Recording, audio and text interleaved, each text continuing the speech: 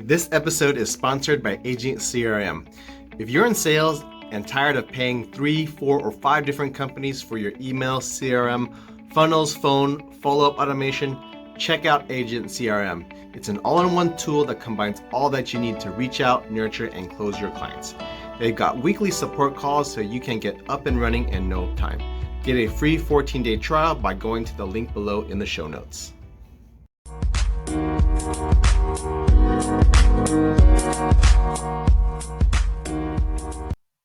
Hello, this is Dan Nguyen with the Intentional Entrepreneur Podcast. I have a very special guest with me today. He is a small business owner helping with the E2 franchise process.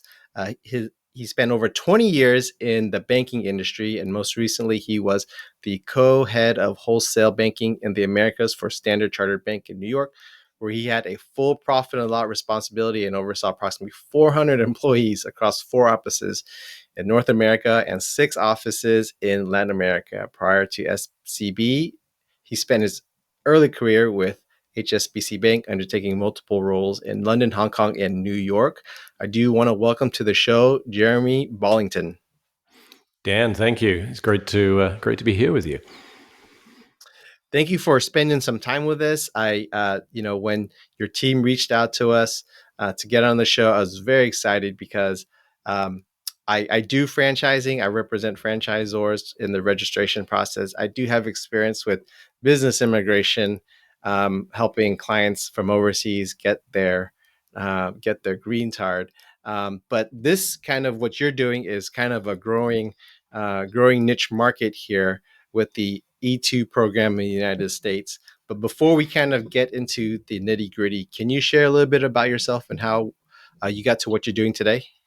Yeah, sure. And thank you again for having me on. And you, I know, gave me a little bit of my background on the kind of the corporate part of my career. I spent almost 25 years in the banking world, UK originally. That's where I was born and grew up, went to school, but then had the chance to come to the US in 1997 with HSBC. And I think 6 months into that, my wife and I were both like, I'm not sure we want to go back to the UK.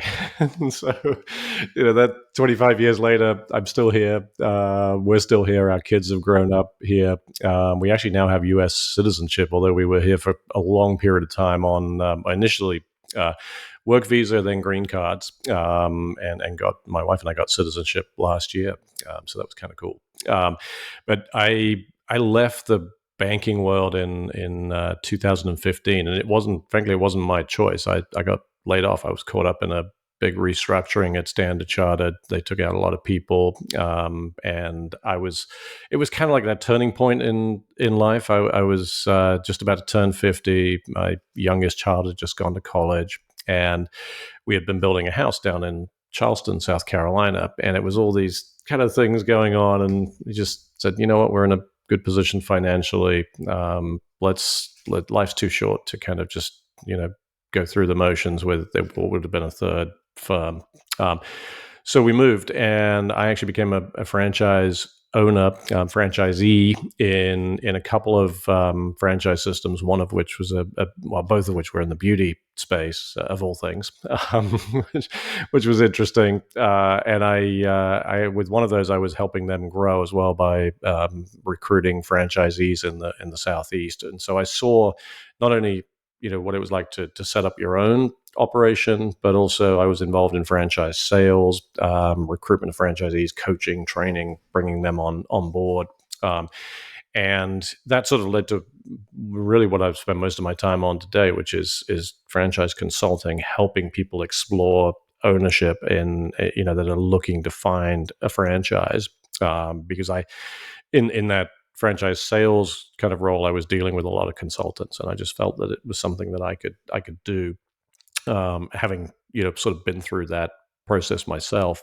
And then over the last couple of years, the sort of relevance to the E2 pieces that I worked with a candidate a couple of years ago who was coming from Germany looking to find a business in the US. We found him, I think, a great business. And it just sort of, I really enjoyed that process, because having come to the US myself, I could sort of that resonated with me.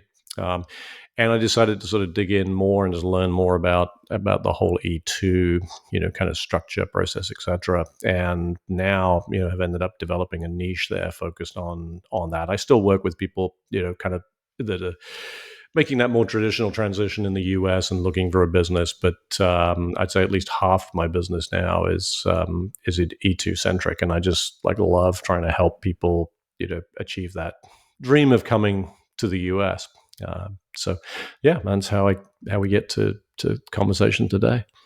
So there's a handful of programs through United States Customs Immigration Service that allows for immigrant investors to come and eventually earn their green card and then citizenship. But specifically, can you talk about what is an E2 visa and who can apply for that? Yeah, yeah. So actually, interestingly, the one I'd say one of the biggest downsides of an E2 is that it does not have any sort of direct path to a Mm, green card. So it's basically a non-immigrant temporary visa that allows the successful applicant to come to the US to run a business. And as part of the application process, they have to have invested in and demonstrate that they've made that investment either into an existing business, which could be, would typically be buying an existing business, be that kind of a standalone business, or it could be a resale on a franchise, mm, or starting a new business in the US. And it's the E2 program applies to approximately 80 countries that have got treaty arrangements with the US. Those are, it's a long list. There's a link on our website to that list if anybody wants to check that out. But the interesting exclusions there are some of the biggest emerging markets. So China, excluding Taiwan. So China, India, Brazil, Russia, South Africa. None of those big markets have mm, that treaty, and so if somebody's and you see sometimes there's often with Brazil that you get a lot of people that have dual citizenship, depending on their sort of heritage. If they've got that dual citizenship and that dual is with a qualifying country, they can mm, apply through there. And then in terms of criteria, so the E2 rules are sort of interesting in that it doesn't sort of spell out specifically the investment amount. So that's the thing that most people will start with. Whereas some of the other visa programs do have very mm, specific, minimums. It with the E2, it's basically sort of says a substantial amount of capital. mm. Um, so what does that mean? Right. So typically, what I look at is a minimum investment of 100,000. I've certainly seen people get approval and work with people slightly below that, Mm, but I think that's a sort of a safe amount, and that includes, if you're using a lawyer, using immigration attorney, other fees that you might pay, those can be included, but typically it's you've got to invest above that amount to be sort of comfortable with the application. And then the business has to be a business that's for profit. It doesn't have to be, and the reality is, if you're starting a business, it's not going to be profitable mm, on day one. Or you yeah. could be buying a resale that maybe is loss making, Mhm, but you have to have a very clear plan and demonstrate to the console that business has the ability to generate profit and to be at a level where it's kind of capable of supporting the applicant and his or mhm, her family. Um, yeah, and typically, that's what I look at for that. Is it's like what's the median income in the state or the region you're going to, mm. and it's if you show a business plan, it's going to be well below that. That might be challenged. So, you talked about a little bit of the criteria, right? 80 countries, if you're citizens of those particular 80 countries, you qualify. There's no minimum amount, but you know, there's a substantial amount. Is you know, is two questions. Do you have to trace the money like in the EB-5 program, right? You have to track source of funds. That's the first question. And then two, does the money also have to be like at risk by the petitioner? Yep. So, and again, I'll caveat everything I say with that I am not an immigration attorney. But the way that, and I always highly recommend that anybody I work with is, in fact, I won't work with somebody if they're not engaging a respectable immigration attorney. But the the tracing of funds, yes, you have to be able to demonstrate, where the funds came from, whether that's showing earnings over a prolonged period of time and savings, etc. Um, and then in terms of the at risk question, yes, you have to have actually invested the funds. You cannot say I've spent let's say $5,000 on some software license, and I'm going to spend 90,000 on marketing when I get there, because I think what the console is looking for is that you've put those funds at risk, and made that investment. And so with the if you think about it, we touched on whether it's buying a business, an existing business, starting something from scratch. If you're buying a business, typically the buyer will look to agree with the seller some form of escrow arrangement, where that becomes sort of effective when the visa is granted. Um, if it's a new business, if you're starting your own business, that can be a little bit challenging in terms of how and where you're going to make that investment. And in some ways, it's where I think the franchise route ends up being quite good, because we tend to focus on businesses where there's not a huge kind of build out cost, if you will. So I tend to avoid for E2s bricks and mortar businesses, Mm-hmm. um, because there's a lot of cost involved there. So we're typically looking at service related businesses, and one of the biggest startup cost elements there is the underlying franchise fee. So buying into the franchise system. And most franchisors that are comfortable working with E2 visa candidates will agree with that candidate, potential either full or partial refund of that fee if the visa is not granted. Not always. I mean, some will not agree that, but we're typically able to structure something of that nature. So that provides a little bit of protection there. But the reality is the balance of funds that somebody will invest, be that in equipment, all the advisory fees in terms of immigration lawyer, etc. Those are going to be spent and gone if they don't get the visa. Yeah. So, just in business purchasing alone, you can buy kind of standalone independent businesses. You can buy into franchise system. What is it about franchise systems buying into those things that kind of make it better than purchasing kind of the corner store on the street? Yeah, that's a great question, and I think, as I think about that investment question, I almost sort of step back and say, well, there are three options. You either buy an existing, let's say, corner store, Mhm. you start your own business from scratch, Mhm. or you start a franchise. The and I think there are, depending on the individual, either any of those three are are potentially good options. But I think the buying the existing business, if somebody's got a background in running a business, analyzing kind of financials, being able to ask all the right questions, when you're looking at that mom and pop business to buy.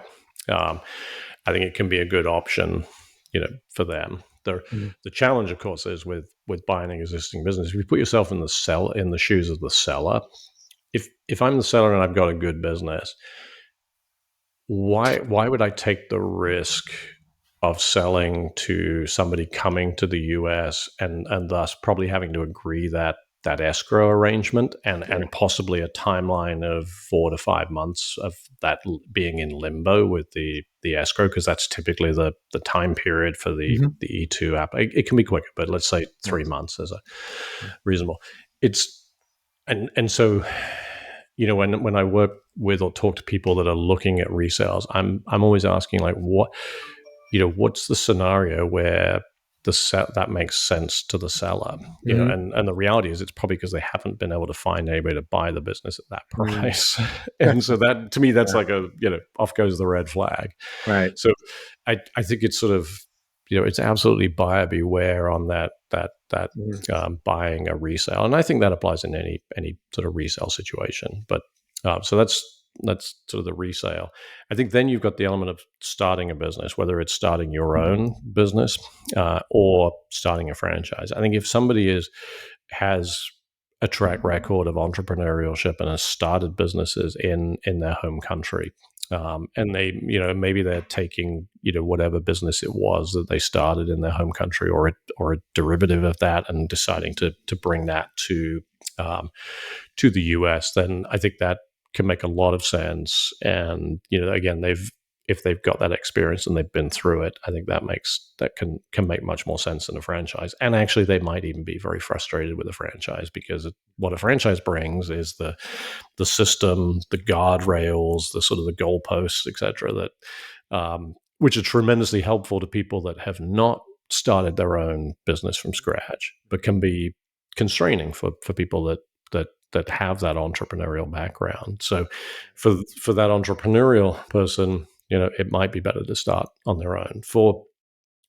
I'd say for certainly the people that I work with, they've concluded that they're not comfortable. They haven't been able to find a resale, because the other issue with resale is, if let's say you say, oh, I want to be in Tampa, Florida. Um, you've also then got to find the right type of resale in that market at the given time that you're looking to do a deal. With starting a new franchise, again, you're obviously taking that startup risk. I mean, and there clearly is risk. It's not, success is not guaranteed just because it's a good franchise system. Um, but what it brings is, so you're coming to a new country, new culture. You what you're getting with a good franchise system is, kind of a full support package, whether that's, the branding, the system of acquiring customers, of hiring, of marketing the business.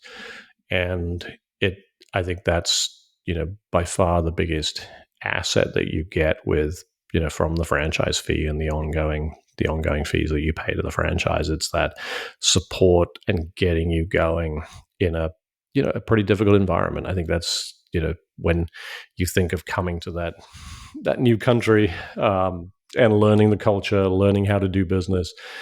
If you're also trying to start and stack up your own startup, that's just a tough ask, I think, for a lot of people.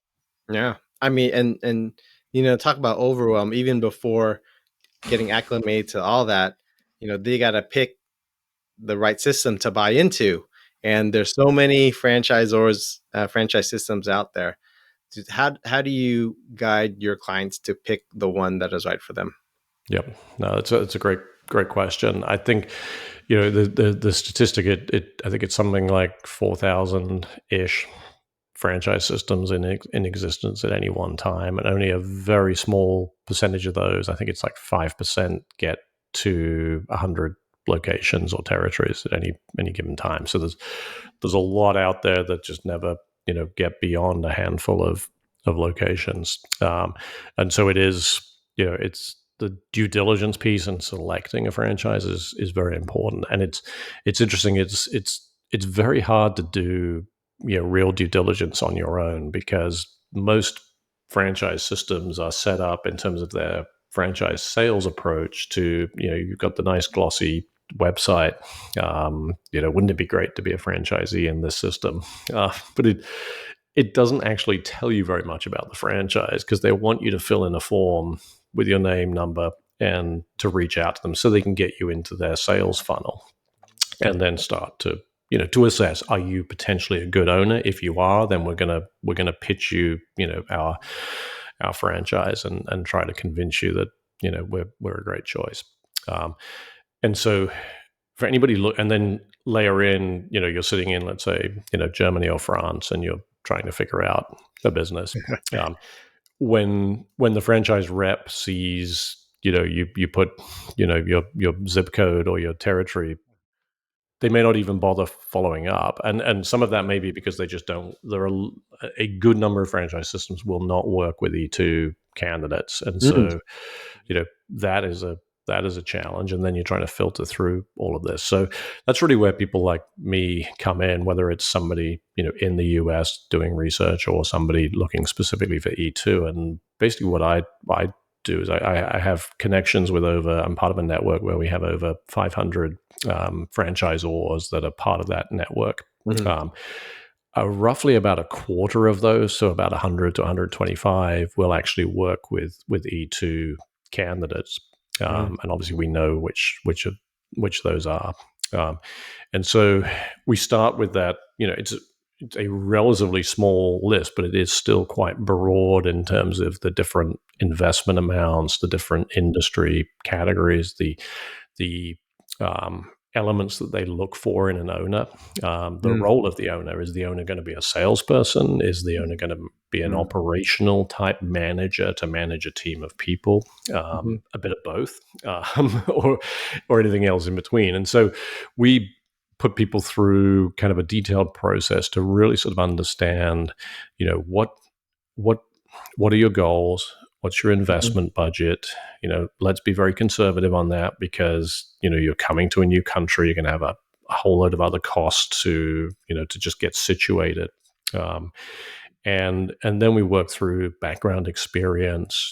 Do they need a business that's got very strong marketing, because either they don't have a deep marketing background, and or just again that element of coming to a new country where you don't have connections, and so you need mhm. that support. Does the franchise have a call center? Yeah, That could be super important yeah. to somebody.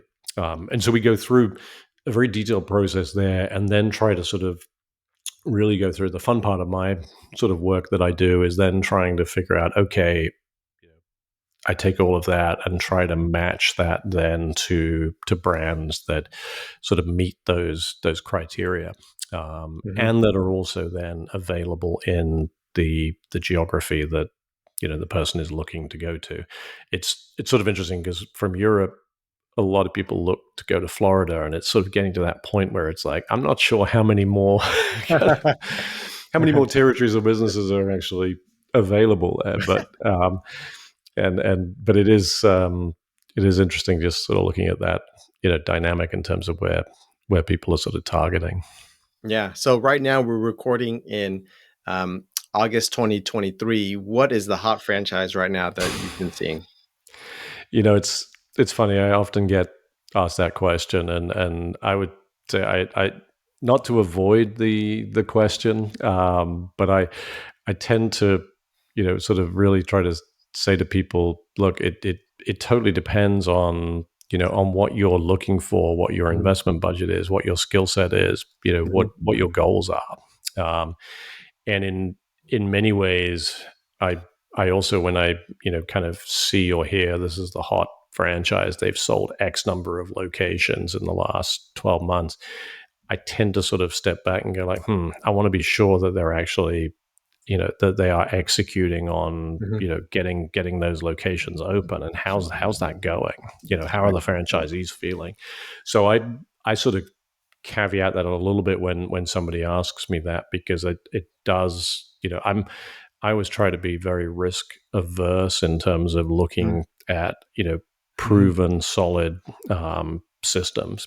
mhm, With that said, when I think about what have I seen grow rapidly over the last sort of 12, 18 months, there's a couple of businesses in the sort of the health area, in terms of sort of mental health, mental therapy, that's, I think, responding to the urgent need out there for counseling and therapy. I've seen very rapid growth there, but I'm waiting to see what those results look like as they Yeah.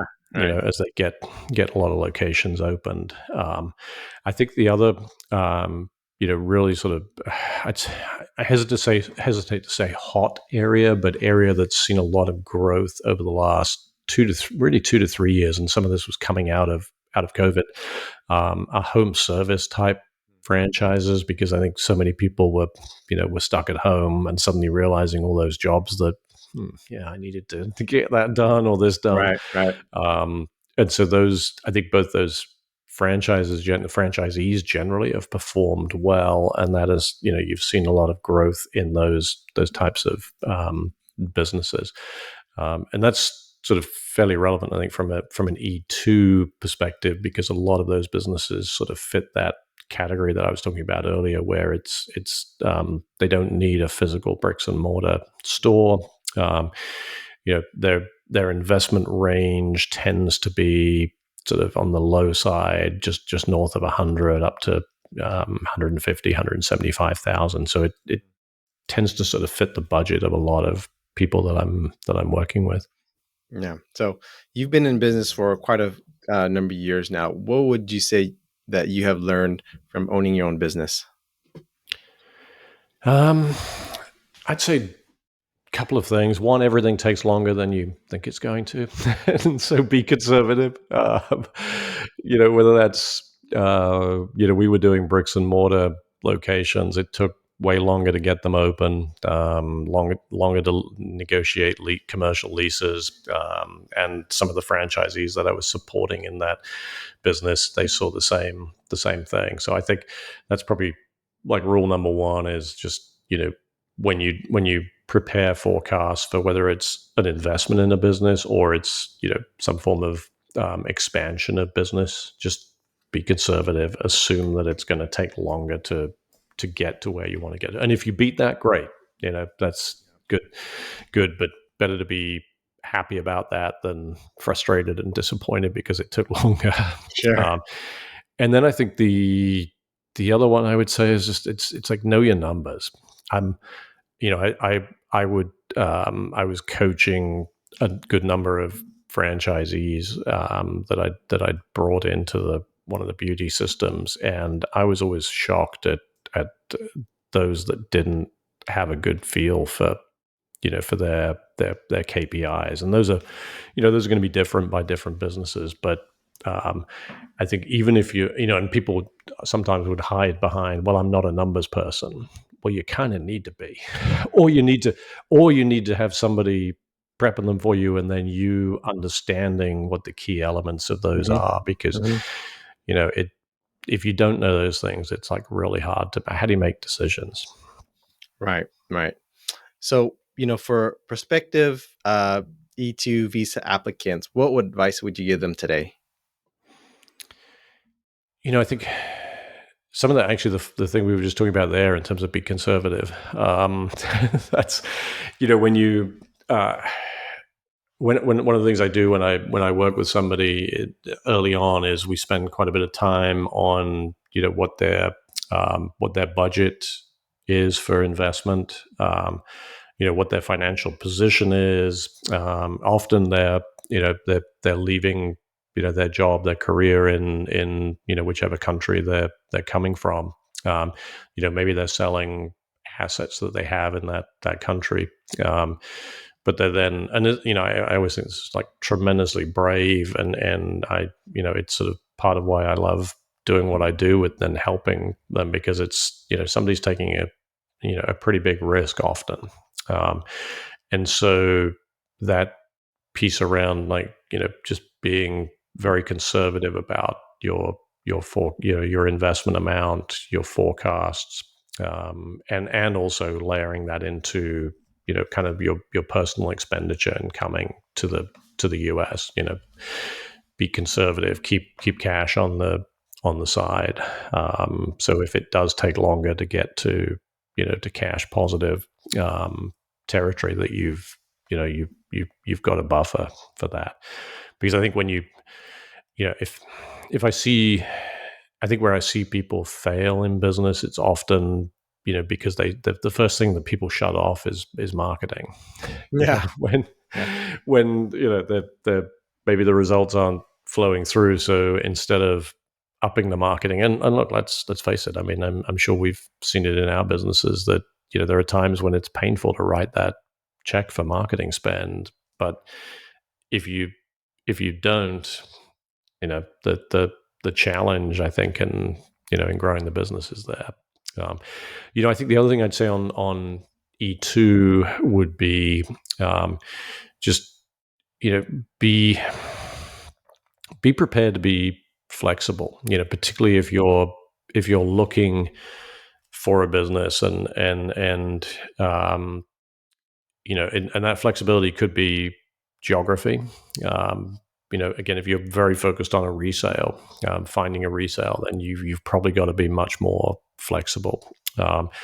If you're working with somebody like me, I'd say it's almost be flexible to the types of business, because when I look at some of my successful, E2 clients, the business that they ended up picking was probably not the business they thought they would end up with, when we started a process. And I think, it's, put that trust in, in the person you're working with to, to identify businesses that match your skill set, your background, and bring those other attributes that might help you be successful. So, final question before we get into the hot seat. What are your franchise consultant? How do you get paid, and what are your fees like? Yeah.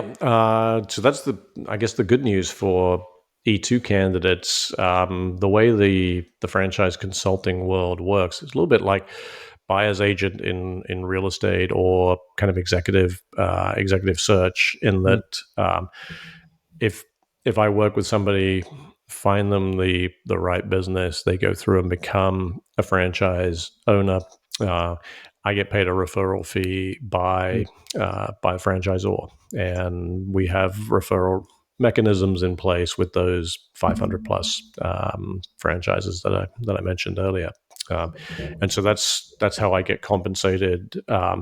The With the E2s, it's sort of a little bit more nuanced, because if the franchisor agrees that they would consider a partial refund of the partial or full refund of the franchise fee. If the E2 is not granted, then that also makes my fee contingent on that mm, E2, uh, usually.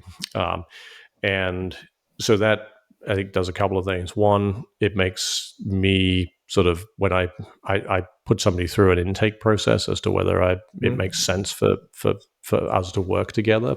Um, and so I'm always going to be looking at, is that E2 candidate, viable, sensible, and going to follow my process. Um, Mhm, mhm. and then I think that, the benefit to that E2 candidate is that I'm very motivated to find them a business that gets them the E2 visa, because I don't get paid without that. So Right, right. so I think I think that ends up as a Mm. win-win, because I'm very motivated to see them achieve their goal of coming to the US. Right. Jeremy Bollington with Your Franchise is Waiting. Thank you for hanging out with us. Are you ready for the rapid fire question part? Go on, hit me with them. All right. So, who do you look up to?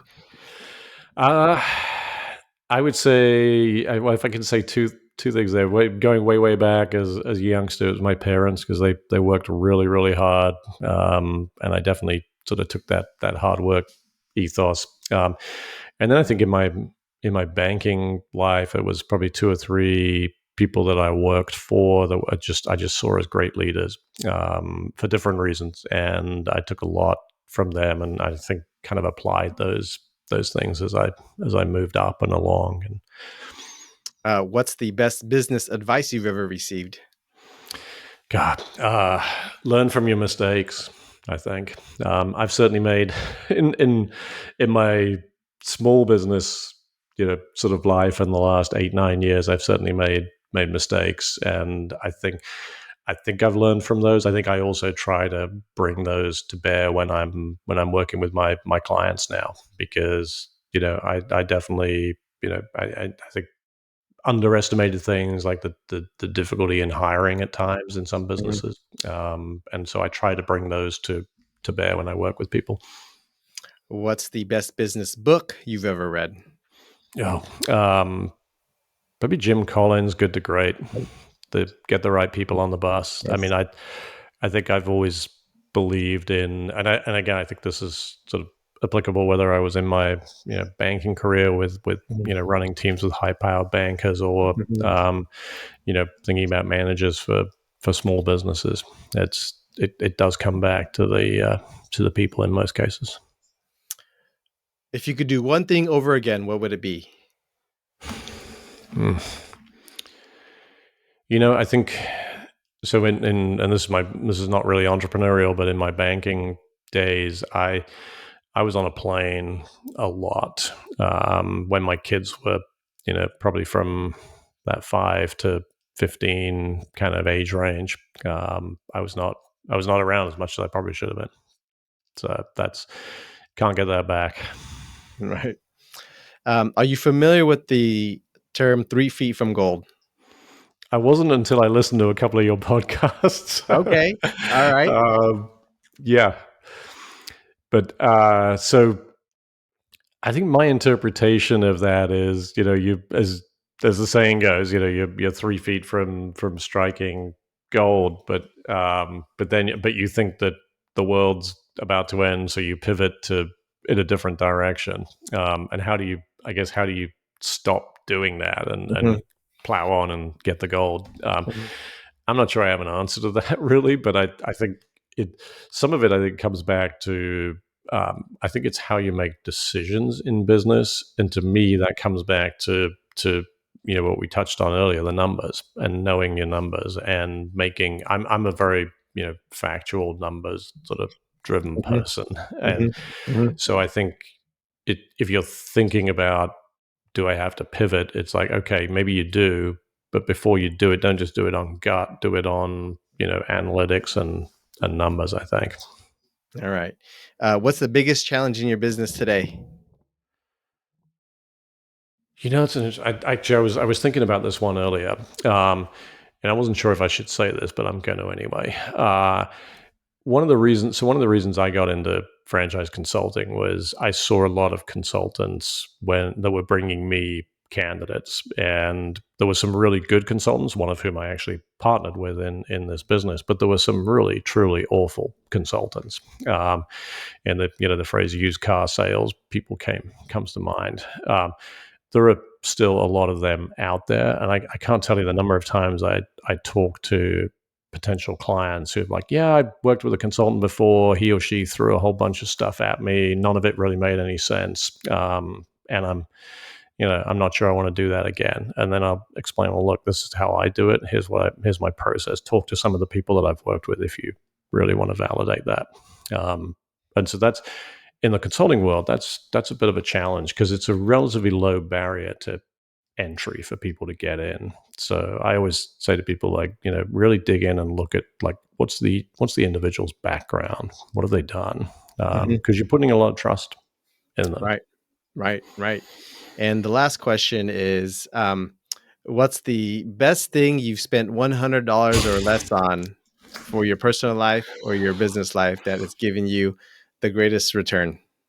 I would say, and this is that it's probably more than $100 now, but my $15 a month Audible subscription Mhm.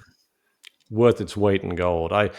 You know, I used to. I mean, I mentioned earlier I was on a plane a lot Mhm. in my banking days, and going way back, I used to read a lot, and then I just Mhm. stopped because either I was just like too tired or just could, it was. I found it hard to get through as many books as I used to get through. Mhm. Audible's given me that back. Like I spend Mhm. a lot of time in my car here in Charleston. It always immediately kind of comes on, and so I get Mhm. through. I think I got some sort of stat that there was like I think it was like 120 books last year, and there is no way on earth that I'd read that number. I just wouldn't have Mhm. the time or the capacity to do that. So All right. Thank you so much for hanging out with us, Jeremy Bollington from Your Franchise is Waiting. If our listeners want to connect with you, what's the best way? Yeah, best two ways, I think, Dan. And again, thanks so much for having me on. I really enjoyed this conversation. I'd say either through our website, www.yourfranchiseswaiting.com, or you can find me on LinkedIn. And I'm sure Dan will put the links in the show notes. All right. Yes, for sure. I'll put those links in the shows. Thanks for hanging out with us today, and hopefully we can talk again soon. Thanks, Dan. Take All care. right.